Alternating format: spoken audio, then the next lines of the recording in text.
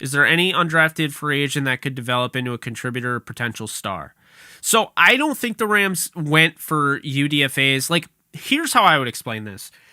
During this process, I feel like there are tiers. There are different tier groups to like the UDFAs, and I feel like the Rams did not go after like a top tier guy. Okay, they went after, I think, a top tier guy at linebacker. So like when we talk about priority UDFA, we're talking about the top tier UDFAs, the guys that should have been drafted. They weren't drafted because, well, for whatever reason, they just weren't. But they were the first off the board if there was another draft.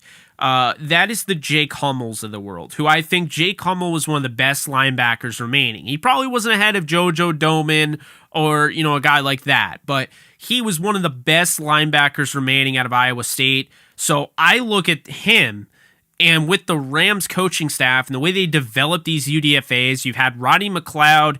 This same organization has put Rodney McLeod, as a starter, UDFA. You talk about Malcolm Brown, who was a starter. UDFAs do actually start with the Rams. They get an opportunity. Kendall Blanton is another one. He had a significant role in the playoffs. So UDFAs get their run. But, when you're talking about like Jake Hummel here, he's dealing with Ernest Jones, Traven Howard. Now they had Bobby Wagner. They have Christian Roseboom. So I think his focus is going to be taking on Christian Roseboom, battling for that fourth linebacker spot, because he's going to try to not only make the 53. What he wants is he wants to be active on game days. That is what he wants. So, if he can get active on game days, if he can be one of the 48 that dress, then he's got a chance to really prove his worth on special teams.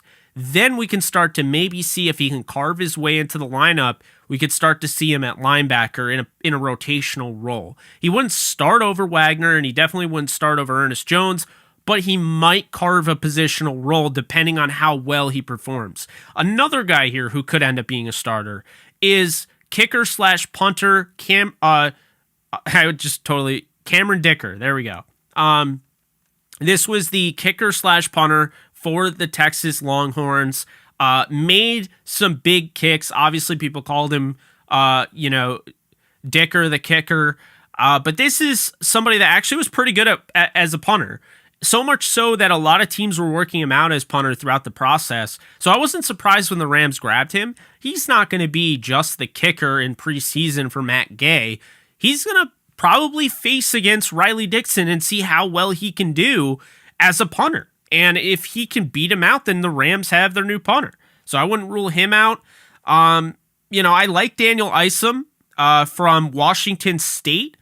My only issue with Daniel Isom, he's from St. Louis, but my only issue for Daniel Isom is that he's just got so much against him here.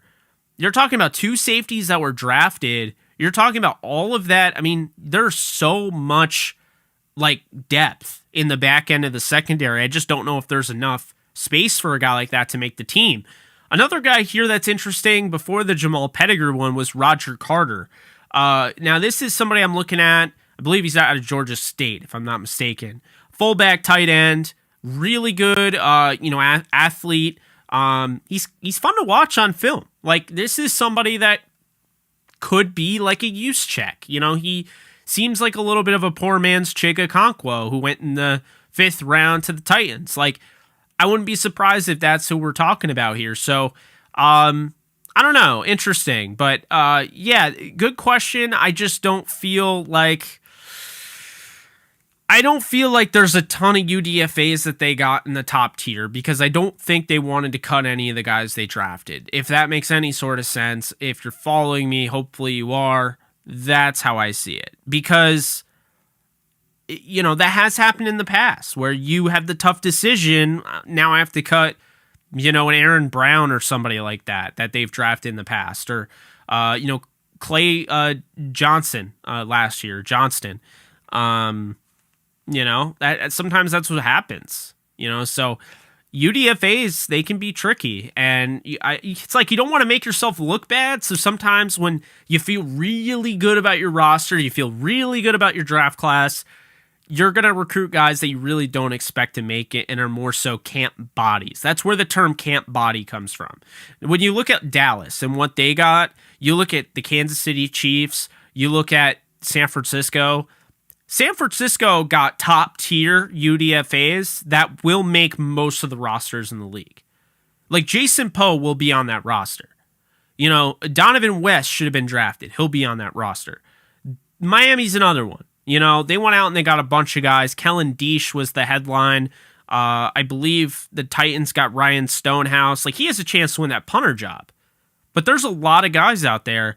And then there's just these tiers. And I feel like the Rams kind of circled around this tier, and they went with Jake Hummel tier up here because they felt like, yeah, we could add another linebacker. We could get some depth at linebacker. So that made sense. But the other position was where they felt pretty deep. They didn't go after the top tier guys. They went typically around here. I hope that made sense to people.